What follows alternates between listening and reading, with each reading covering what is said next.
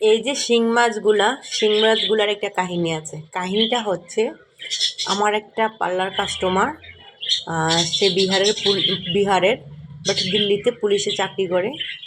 তো তারা মাছ খায় খুব কম।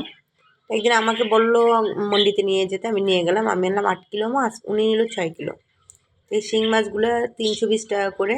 তো উনি কী করলো, পুলিশ তো ওনাকে 300 টাকা করে দিল। দেওয়ার পরে উনি 2 কিলো মাছ নিল 600 টাকা দিয়ে। আর রুই মাছ নিল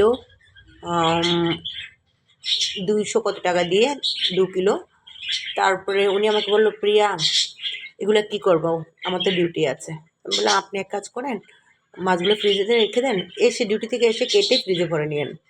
উনি আর ধ্যান দেয়নি, উনি এভাবেই 2 দিন যাবৎ ফ্রিজে ওই মাছগুলো রেখে দিছে, এগুলো পানিতে রেখে দিছে। 2 দিন পরে খুলে দেখে মাছগুলো পুরো খারাপ হয়ে গেছে।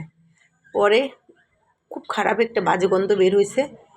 বেরোনোর পর উনি মতলব বাজে গন্ধর কারণে উনি ওই মাছগুলোও ফেলে দিচ্ছে, আর এগুলো নিয়ে এসে বলতেছে, আমি কুম্ভ নাহাতে যাচ্ছি, এগুলো তুমি রেখে দাও, তুমি খেয়ে নিও। তখন থেকে মাছগুলো এইভাবে পানি দিয়ে রেখে দিচ্ছি রোজ।